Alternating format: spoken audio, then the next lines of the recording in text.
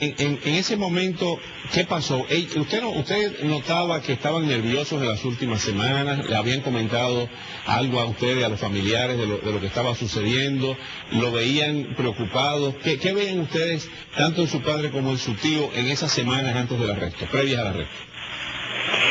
Bueno, en las semanas previas al arresto es cierto que había preocupación. La preocupación estaba originada en el hecho que ellos habían estado hablando, comentando meses antes sobre la situación del país, sobre que la situación no estaba para nada buena, el hecho que Arnaldo Ochoa estaba comentando que había que hacer cambios. ¿Arnaldo Ochoa había dicho que había que hacer cambios? Arnaldo Ochoa había dicho que la situación no podía continuar así, que había una situación económica muy difícil. Se sabía que estaban dándose cambios en Europa del Este. Ellos sabían que estos cambios existían y al mismo tiempo sabían que en Cuba hacía falta cambios. O sea que puedo decir que ellos sentían que estaban vigilados, sí. Ellos sabían que estaban vigilados y había cierta presión. Iliana, a 20 años de esto, ¿estaban conspirando los hermanos de La Guardia y Arnaldo Ochoa para derrocar a los hermanos Castro, para sacarlos del poder? Yo no tengo información como para decir y afirmar que ellos estarían conspirando. Eso sería exagerado de mi parte, irresponsable y no sería justo, ¿no? Que yo dijera cosas que yo no tengo información. Pero sí puedo decir que ellos sí estaban hablando de manera privada y en cierto punto de manera pública que las cosas no estaban bien y que había que cambiar en muchos aspectos. ¿Usted llegó a hablar con su padre luego del arresto? Y si hablaron, ¿qué le dijo él? Sí, mi padre pudo hablar conmigo de manera muy discreta, ¿no? Porque estas visitas eran filmadas y estas visitas estaban muy controladas, ¿no? Pero sí me dio a entender ciertas cosas, me dio a entender de que le habían pedido que él sí era responsable de todo, que después todo quedaría en familia. O sea, que fue cierta la versión de que Fidel Castro le dijo, declárate culpable, que después resolvemos. Exactamente. Así le dijo. ¿Y él creyó en Fidel Castro? Él creyó en que podía negociar, quizás salvar su vida. Liliana, hay quienes consideran que la causa número 1 fue una especie de parteaguas en lo que se conoció hasta ese momento como la Revolución Cubana. ¿Comparte usted esa opinión, que hay un antes y un después del juicio de Ochoa y contra los hermanos de La Guardia? Podría verlo de diferentes puntos de vista. Quizás en lo que se refiere a las injusticias, bueno, en Cuba, con la Revolución Cubana empezaron a haber muchas injusticias, ¿no? Y entonces esto no sería la primera vez que había injusticias de este tipo. Pero en relación a una fisura interna muy fuerte del régimen en él mismo, sí.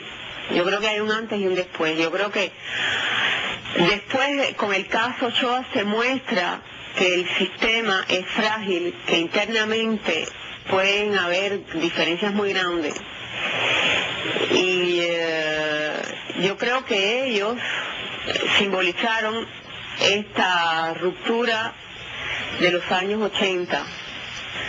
Y yo creo que el después del caso Ochoa fue un después donde el régimen comprendió que dentro de sus filas podían haber personas que en un momento determinado podrían tomar posiciones muy diferentes.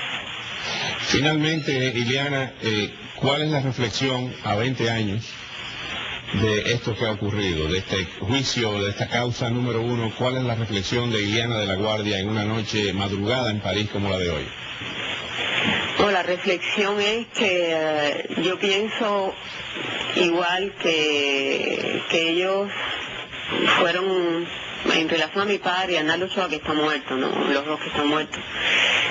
Estoy hablando en relación a ellos, porque ellos no pueden hablar, ellos están muertos. Los otros están vivos, aunque un día podrán hablar si quieren. Y yo por eso digo, me refiero a Arnaldo Ochoa y a mi padre.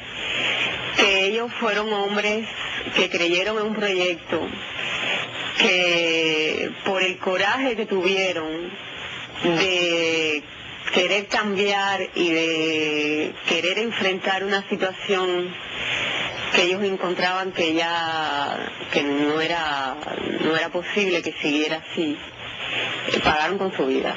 Es decir, ellos quisieron cambiar el curso de la situación en Cuba a partir de los cambios en Europa del Este. Creyeron un proyecto que fue la Revolución Cubana, se desilusionaron, creyeron en que ellos eran capaces de hacer algo para que fuera todo diferente y pagaron con la vida de ellos.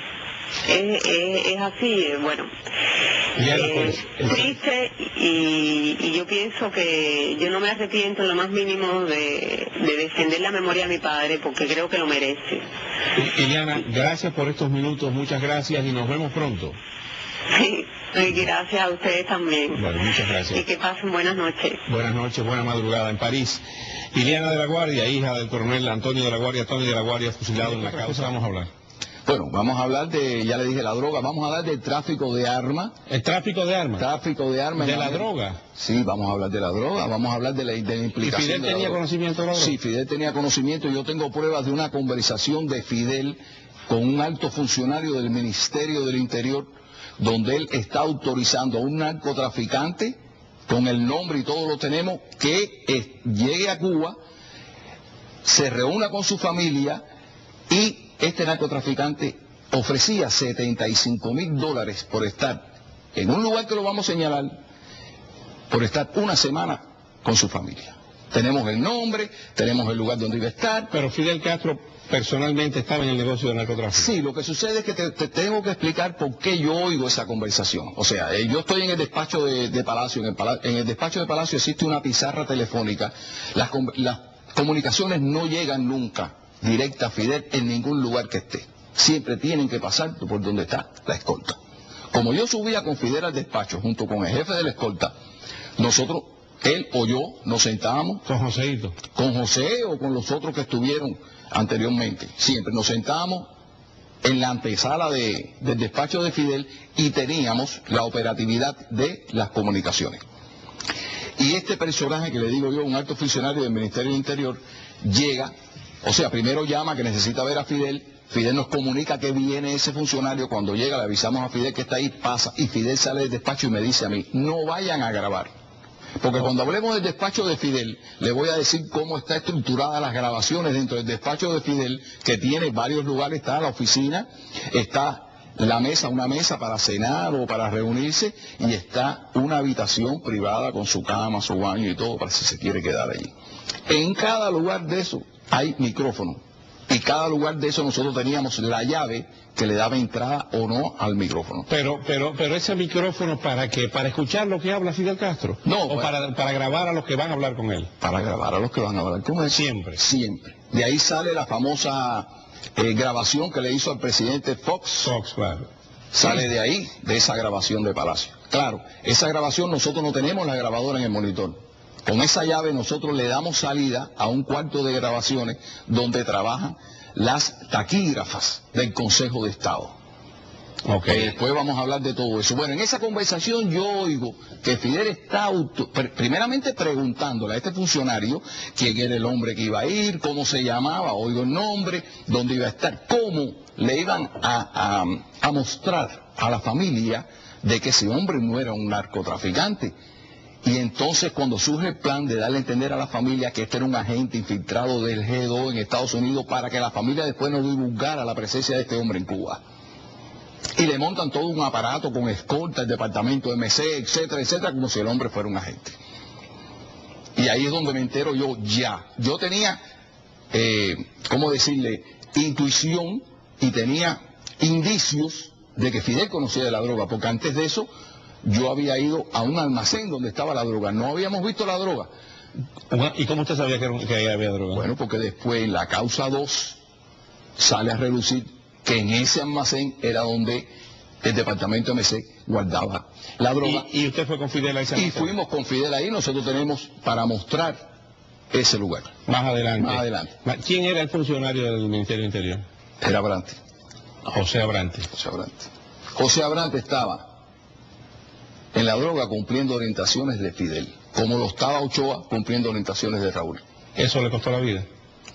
Eso le costó la vida.